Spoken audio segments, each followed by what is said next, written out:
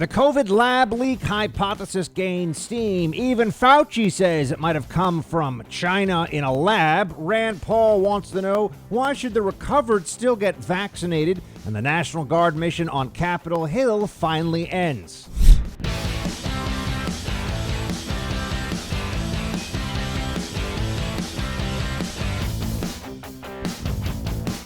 But no, I'm not convinced about that. I think that we should continue to investigate what went on in China until we find out, to the best of our ability, exactly what happened. Certainly, the people who've investigated say it likely was the emergence from an animal reservoir that then infected individuals, but it could have been something else, and we need to find that out. So, that's the reason why I said I'm perfectly in favor of any investigation that looks into the origin of the virus. Oh, Fauci all of a sudden wants the intellectual approach, the scientific method. He wants us to be able to ask questions and really get true answers about the origins of COVID-19. Gee, it's almost like this guy is a weather vane. It's almost like he just goes wherever the political winds are blowing at any point in time. Don't you all recall that when Donald Trump, among others, was putting forward the idea that this came from the Wuhan Institute of Virology, that the pandemic that has shocked and greatly wounded the world and caused millions of deaths, don't we all remember when that was raised? It was, oh no, it came from bats. Actually, a pangolin. Actually, I don't know. Who knows what animal it was, but something in a wet market, yada, yada, yada, global pandemic. Shut up and do what you're told. That was the idea. That was what they were telling us. Some people, though, were saying, hold on a second. This just happens to show up, this COVID-19 virus, right in the near vicinity of the Wuhan Institute of Virology, which was studying bat viruses and engaged in gain-of-function research when it comes to bat viruses. That is a massive coincidence, isn't it? China's a very big country, and it's a big world out there. A lot of places you could have zoonotic transmission from animal to human, the jump that occurs. Why do we usually have, and here's a bit of important trivia for all of you, why do we usually have flu viruses come from China? Because of their practices of raising and close contact with livestock animals. That's why you get swine flu, bird flu. They come from China because of the zoonotic transmission that occurs. But this coronavirus, this bat virus, are there people that are in huge numbers in close contact with vast quantities of bats, the same way they are with geese, with pigs, with chickens? No, they are not. So what are the chances, really, that this just magically jumped from bat to human or from bat to pangolin to human? If you ask these questions, if you approach this with intellectual honesty, you were shouted down. The World Health Organization has looked into this, they say. The World Health Organization has given us all the information we need. Well, no, that's not true. You recently, in the journal Science, had 18 biologists, immunologists, and other scientists who were criticizing the WHO report. And these are people with the most impeccable credentials you can find. And they were saying that there needs to be a much more extensive evaluation of the zoonotic transmission hypothesis, that there's very little clear data on this one, and that concluding that this is settled science is absurd. But why is that only happening now? This is where you get into the politics of it. This is where you get into why we were all told to shut up. First of all, that they couldn't even tell you where the virus came from, how it got started, what its origins were, was something that the panicked public health establishment did not want to admit, because then they also were telling you, oh, don't worry, we know that social distancing and Lysoling your groceries and washing your hands 30 times a day and wearing a mask we know that these things will stop the spread. They'll flatten the curve. Remember that? Did they really flatten the curve? Does anyone but still believe that? Oh, sure. Now it's, well, maybe it reduced to 2% or 5% or something. But originally it was just do these things and we'll stop this thing in its tracks. Didn't happen.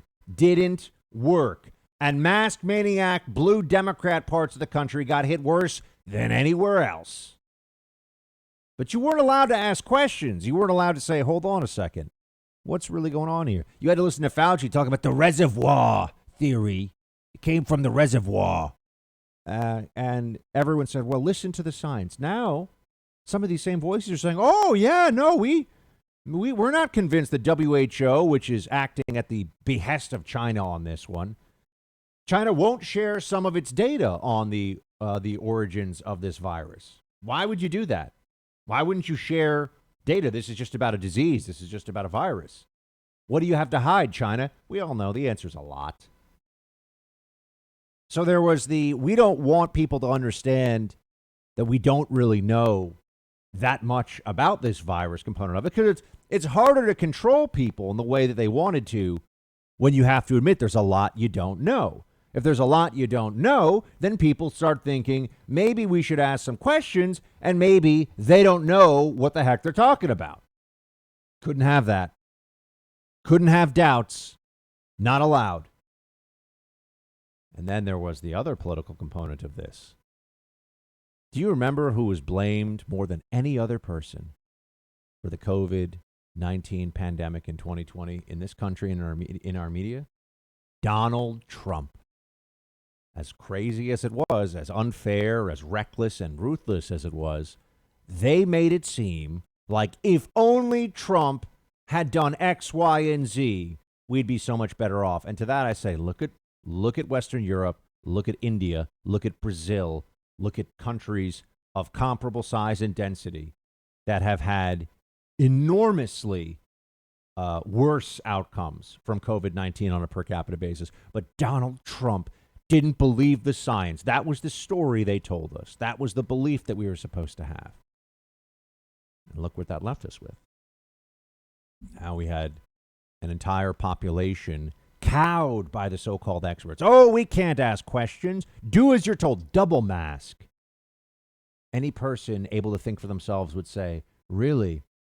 It took them almost a full year. Masking is so effective that it took them almost a full year to decide that double masking was much more effective. They didn't know that additional masking wouldn't limit the droplets coming out of your mouth. As if that's really how people are all getting the virus. We're all being hit with spittle all the time. No, that's not actually how people were getting this. We all know it. We all know it now. They were wrong, and wrong again. But it was so important to blame Donald Trump and to make sure that Trump, who was somebody that had taken a different posture toward China, that was willing to confront China, that views the Chinese Communist Party as a true and direct threat to U.S. and just Western democratic rule of law hegemony. China is a threat to all of that economically, politically, and yes, militarily. Trump understands that. And so he takes the position that we should call it the China virus. Why do they say you can't do that? Oh, now we hear about the South African variant and the Brazilian variant and all the variants. You know, Fauci talks about the variants all the time based on where we first figure out where these things come from. Why was it racist to call it the China virus? Remember? It's so racist. Oh, okay.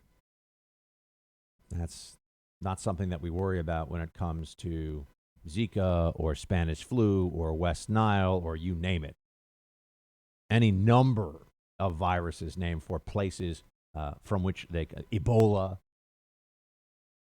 But no, it was racist to call it the China virus or the Chinese virus or whatever it was that Trump was saying, because if it was clear that this was the recklessness of the primary adversary on the world stage that Donald Trump had been trying to confront for years, and that their recklessness and lies led to a global pandemic that cost millions of lives, trillions of dollars, some people might have said, wow, Trump was really onto something with that, wasn't he?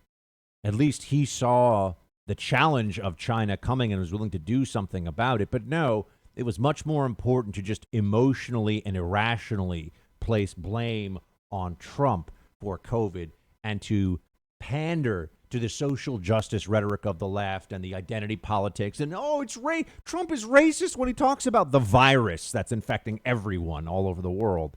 Somehow that was racist. No, we see now that they have been wrong and in many cases lied to us, certainly about their certainty. They lied to us about the degree to which they had answers, which when you're talking about health is wrong, is reckless, is destructive. They should have been saying all along, we don't know. We can't prove this. We don't have data for this. We don't know that it didn't come from a lab. Prove that it came from a lab and let's talk about it. Instead, it was, no, the WHO, sorry, already looked at this. We can't prove how effective, or even if they're effective at all, masks actually are. They don't have this data. They only have lab studies, but no. We know, we're certain.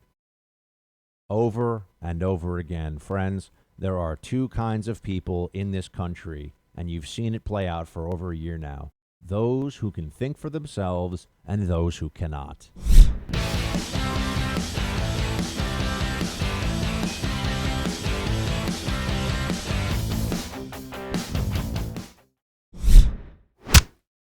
I think the challenge right now is that the side of the ledger that supports the thesis that this came from a zoonotic source, from an animal source, hasn't budged.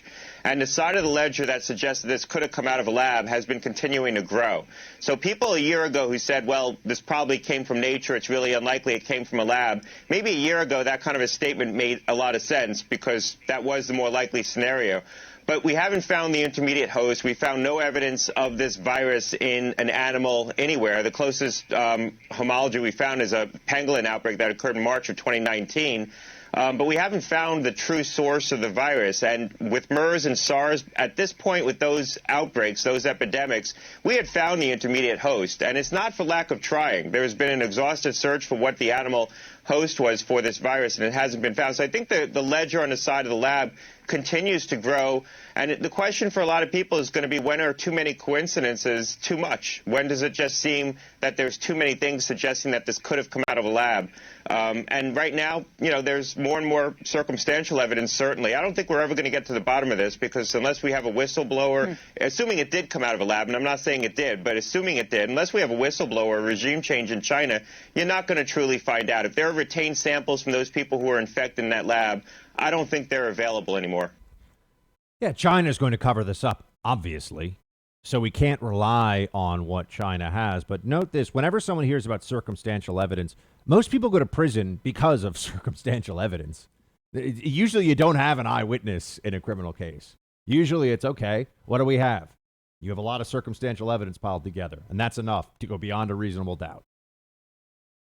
Usually you don't have an eyewitness. You don't have you don't have the so-called smoking gun. And that's why when you see how this is going right now, how this is trending, it becomes apparent very quickly that Democrats were using this for political reasons in the 2020 year against Trump, didn't want people to think more about this, didn't want people to dig into it, and were willing to believe the WHO. The WHO is showing up, and this is like, this is like dealing with Saddam and the weapons inspectors, right? One of the things that we did know is Saddam wasn't being honest with the weapons inspectors. Whether you believe that he got rid of all of it or only some of it, I mean, there was a lot of stuff happening there. Do you think the WHO is going to get real access to the data from the Wuhan Institute of Virology? Here's some of the circumstantial evidence that, and I just want to also point out, social media shut down lab leak theory stuff. Okay? Social media, like Facebook, said you could not put that theory out there.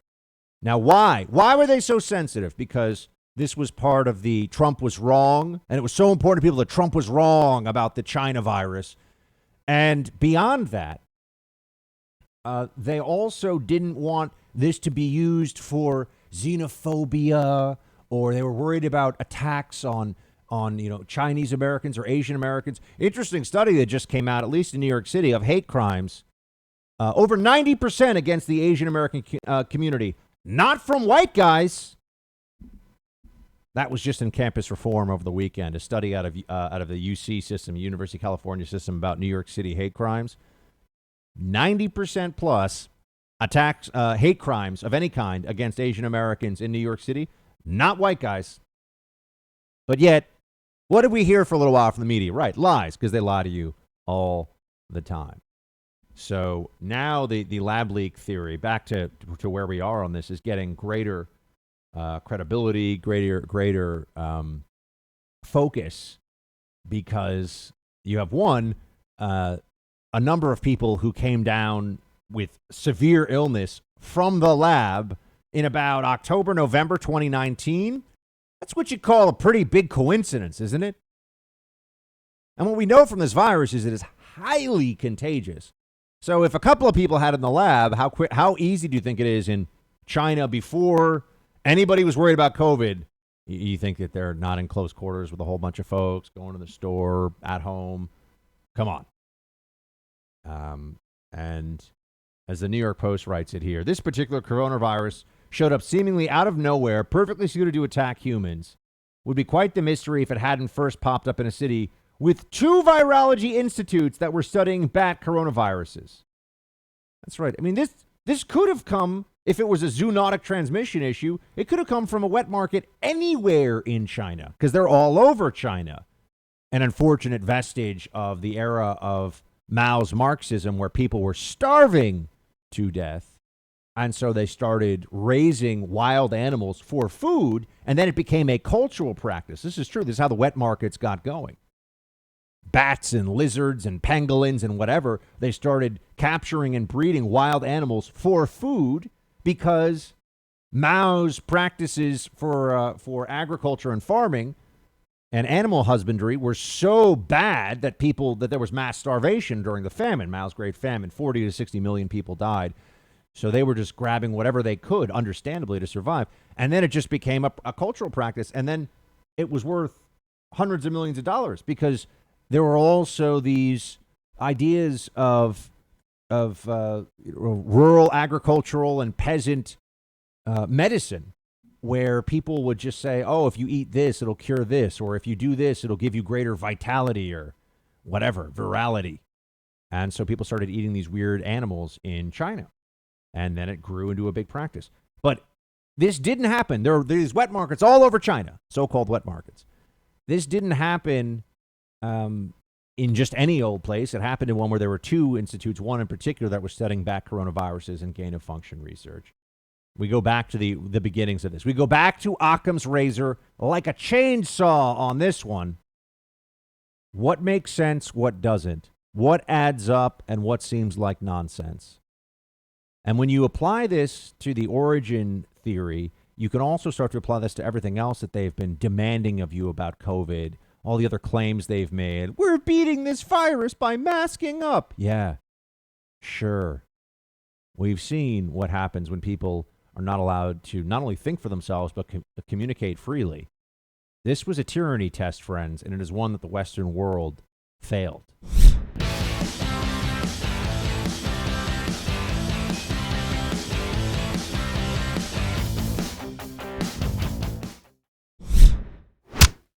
Listen, the numbers just continue to improve. To put all of this in context, from the very beginning, many businesses remained open, and then back in October, businesses opened up at 75%, and then, as you pointed out, in March, we had the entire economy open up 100%, and no more masks. And, of course, President Biden and the Democrats railed against it. You heard what President Biden said. Other Democrats said that I had issued a death warrant. And then, as you pointed out, we continue to have a decline in deaths after we open up 100% until we reach that mark of a day with 0 deaths.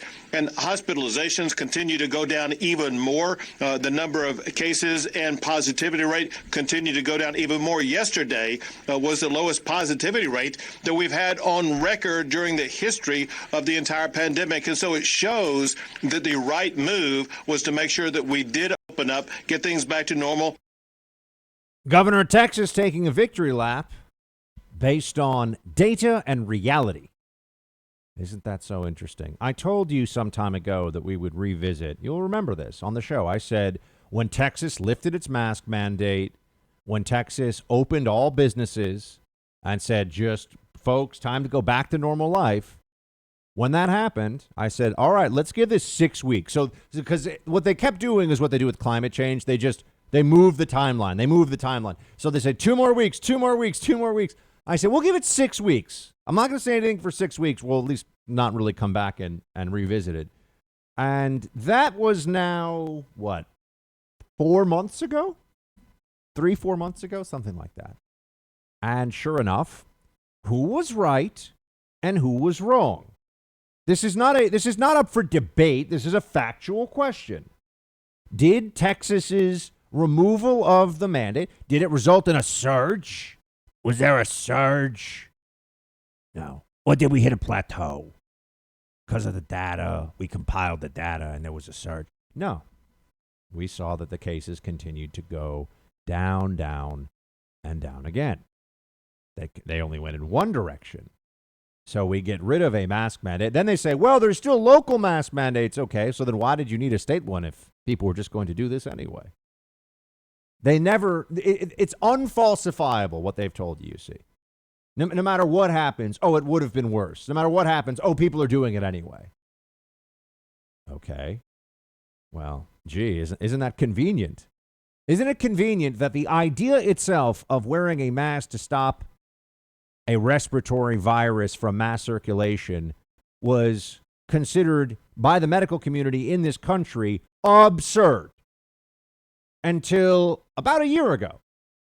Based upon what? Not based upon new data, not based upon, new extensive testing, based upon fear and panic and control. That is what happened. You see this with Texas. Neanderthal thinking. That's what they said. Neanderthal thinking. Okay, well, some of you are actually saying if you go back to the period of when Neanderthals were roaming the earth, they actually had very large brains. And this notion we have that we're so much more advanced than Neanderthals then is a whole other part of human history that we could get into another time. But who was right and who was wrong? The lockdown libs were wrong. Just say it. Just say it, understand it, marinate in it for a second. Yeah, wow, they really got that one wrong. Rochelle Walensky, who was giving these speeches just a few weeks ago about how she had this fear of impending doom from the virus. Yeah, lowest cases, lowest hospitalizations in a year right now nationwide in the United States. And it's going to keep going down and down and down. Okay? This is what has happened. Unfortunately, a lot of the vulnerable population, the seniors in this country, were infected while we were waiting for this virus. And that's how we lost so many people. Waiting for this vaccine. And that's how we lost so many people. Remember, this virus, we were led to believe we were controlling it for a year when it clearly was not being controlled. The measures that they told us would work did not work. The same people who were saying, it didn't come from a lab, were saying, masking is more effective than a vaccine. The head of the CDC said that to Congress last fall. Fact check me on it. Go for it. You'll remember. Dr. Redfield. I think this mask might be more effective even than a vaccine. Remember when he said that? But people like me who were pointing out how stupid this was, blocked on Facebook, suspended, blocked on Twitter. You're going to lose your account if you keep this up. You won't be able to talk to your audience anymore on social media. Okay. Do you think any of them send a little note? Guys, wow, we the social media companies really are the enemies of free speech. We really are totalitarian lib nut jobs. No, they did not say that. They did not say that. Bunch of wackos. We're just saving people by shutting down free speech. That's what we do. We save them by shutting down free speech. Sure. And yet here we are. Finally seeing the results. Another area where I ask you how we can question, or how we should be able to question the consensus. Dr. Rand Paul talking about how he feels about getting vaccinated as a recovered person. Here's what he says. Play 14. Hospitalized or getting very sick, I've just made my own personal decision that I'm not getting vaccinated because I've already had the disease and I have natural immunity now. But that should be my, in a free country, you would think people would honor, the idea that each individual would get to make their medical decisions, that it wouldn't be Big Brother coming in telling me, what I have to do. Are they going to also tell me I can't have a cheeseburger for lunch? Where is the evidence to where's the evidence to prove that natural immunity is weaker than immunity over the long term from those who get the vaccine? They don't have it. It doesn't exist. They don't know. So what do? They take a guess. But they know that if they're taking a guess, they're making a judgment call not really based on knowing, but on thinking. And that's not the same thing. But that's been their sin all along. They pretend they know when really they just think. They pretend they're sure when really they're making a judgment call. But that was a necessary ruse. That was a necessary deception in order to keep the power to force you to do what they want you to do. Because the moment they admit that they're just making a best guess, you start to say, well, hold on a second. Can we talk about this a little bit more? Can we have more discussion about this? Can you show me the data? No, it was shut up, mask up, get that shot. Don't ask any questions. Really pretty horrifying behavior from our government and from the Democrats, the collectivists, the Marxists among us, who are fine with collectivist behavior, as long as they're the ones that feel like their team is calling the shots. Great. Do whatever it says. You have no constitutional protection. You had no free exercise of religion. You had no free speech rights. Not really. Not in any way that mattered during this pandemic. Shut up and do what you're told. It's really hard to stand against masking when the government is mandating you have to do it everywhere. It's really hard to point out. But look at schools. I was going to say it's really hard to point out how wrong they were on schools. Private and parochial schools across the country were open this last school year. We're not open? The public schools, and it was because of teachers' unions, and we all know it. The teachers' unions are a disgrace. They're disgusting. They're run by the teachers' union officials are Democrat hacks who are dishonest and lazy and just want to milk the taxpayer for everything they can and make sure that there's the least amount of accountability, it's the teachers' unions act like they're the agent of some Hollywood star that wants, only red M&Ms in the jars in the room, and they're holding your kids hostage to do that, in the green room beforehand. That's what they're acting like. They're not negotiating a contract for Tom Cruise's next movie because he at least brings a lot of value to that. They're negotiating against the taxpayer to make sure that the people in the teachers' unions are able to stay home, get all their pay, get all their benefits, and not have to do anything.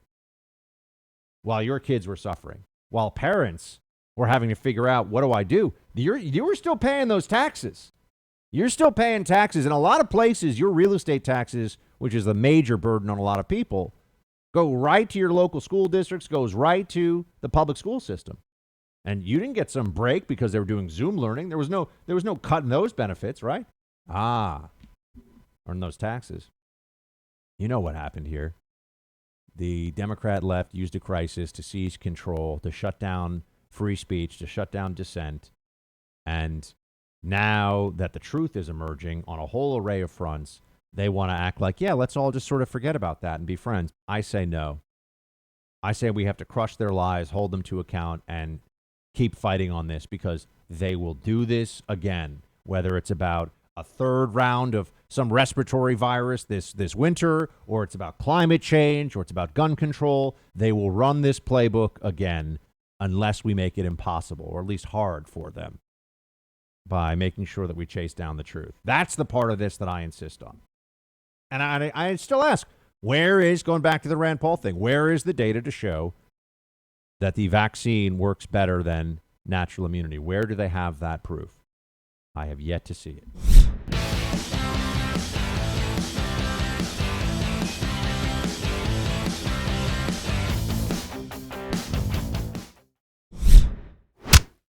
A pair of mass shootings over the weekend. Multiple shooters fired into a crowded concert and barbecue in a North Charleston neighborhood on May 22nd. 14 people hit with bullets, including a 14-year-old girl who later died. The individuals who were angry at each other, who were shooting, neither of them got hit, so they just hit a bunch of innocent bystanders. And this was not a shooting that involved the preferred mass shooting perpetrator of the mainstream media. It was not a white nationalist. These were these two shooters, the alleged shooters in this case, were African Americans at a party, started shooting. 14 people hit. Okay. A shooting in Bridgeton, New Jersey. Another one here where you had 12 people injured, 2 people dead, bullets flying all over the place. Again, not white nationalists, not white supremacists engaging in a mass shooting, but the media covers the story and then very quickly moves on from it. Very quickly moves on because, as you know, we are to believe that mass shootings are a uniquely white male and white nationalists in particular in this current era phenomenon, which is a lie. It's not true, but that's what they say. That's what the media wants you to believe, and you'll see this. You'll see this. People will, journalists will say it's always, every time there's a mass shooting, it's always a white male. That's what they'll say. It's just not true. In fact, mass shootings tend to spread out among different ethnic groups pretty close to proportion of the population, which is what you would expect. But that is not the way that it is reported on. Instead, when you have these shootings, 12 people hit, 14 people hit, 14-year-old girl killed. These are big shootings, folks, involving a lot of people. But because the shooter wasn't wearing a MAGA hat, or because the shooter, wasn't in some way associated with the right and was not a white male, it's a very different kind of story in the news. They cover it very differently. Okay.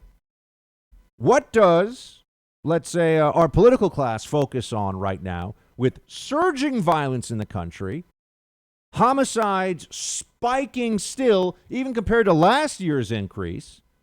You have more people getting shot, more people dying on the streets of America's cities and across the country. What does the Democrat Party want to focus on? A crisis in policing. That's the crisis. The crisis is the police. The cops are not good enough. The cops are bad. That's what they're telling you. We gotta rein in those cops. Here's Cory Booker, a pandering fraud if you could ever find one. Play 9. Now we're seeing this every single day. The profession itself here in New Jersey, applications to the state police are at a historic low.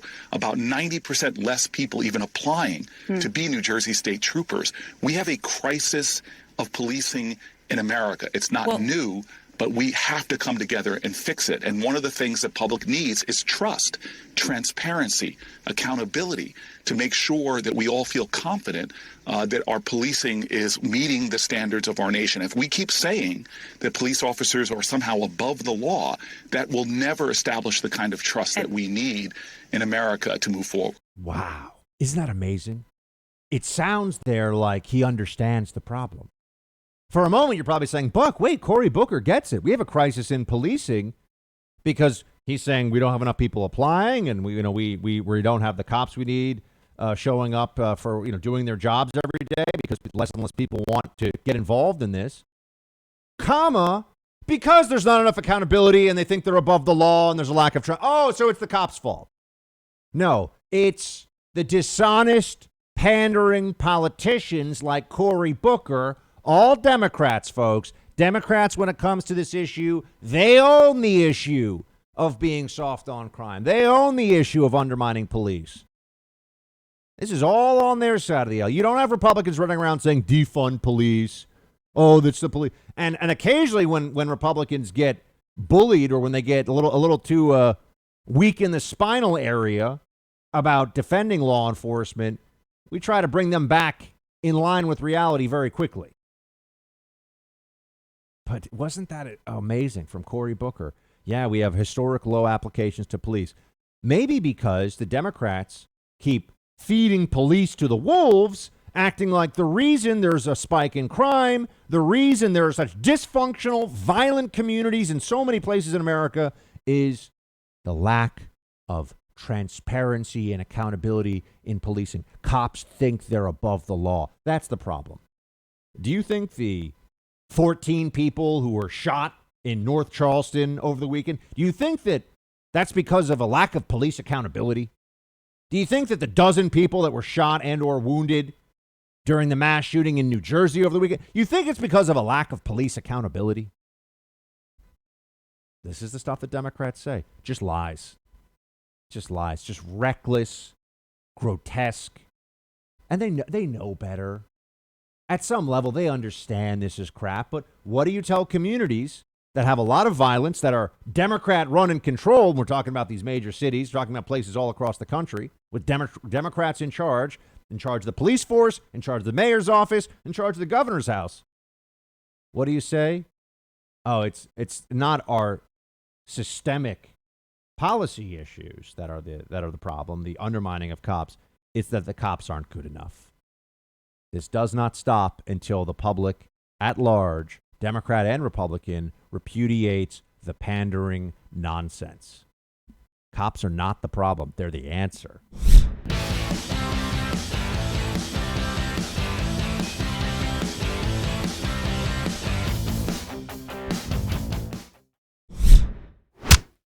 They finally removed the National Guard from the Capitol over the weekend. They finally ended the mission at the Capitol.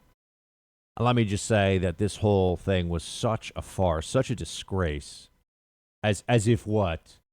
There was going to be the unarmed insurrection, AOC, who I really do think is unstable now. I used to just think that she was somebody who wasn't very bright, which is still true, but now I think she's unstable.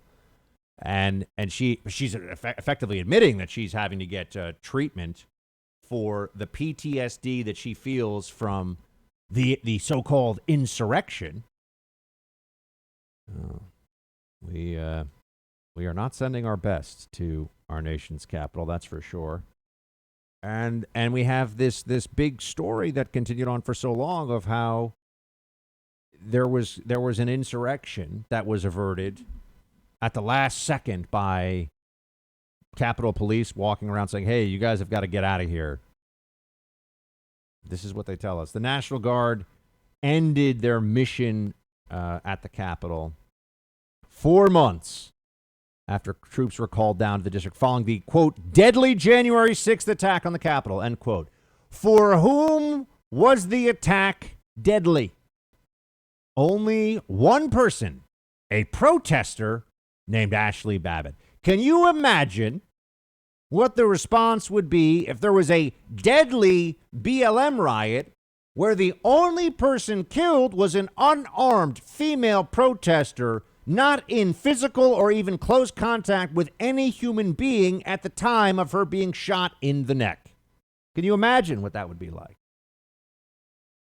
But this is how the Democrats do what they do. They have control of our institutions, folks. They have control of the media. I can sit here and tell you the truth.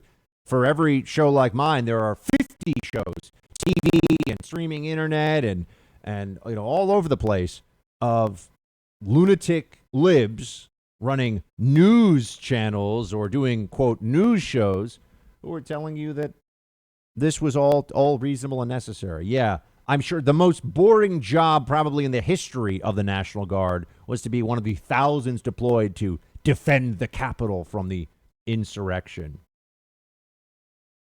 This whole thing was such an overreaction. It's an embarrassment. Really, the kind of people who think that we needed thousands of National Guard to continue to be at our nation's capital are very similar to the people who think that triple masking is reasonable. You got to triple mask and wear goggles forever.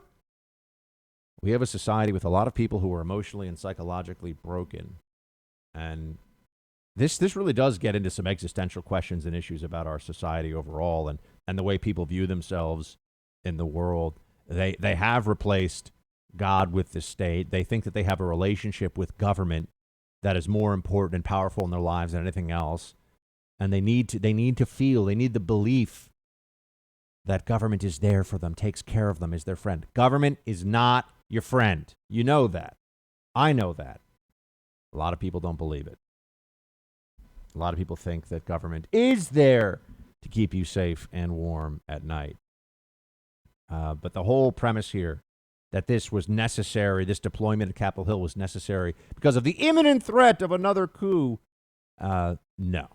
I certainly don't think that anybody, including some of the dumbest and worst, worst judgment right-wingers who were involved in this, I don't think anybody would see what has happened since then and think that this was anything other than a catastrophe, politically a catastrophe. It wasn't a violent coup that was going to overthrow the government. That's crazy.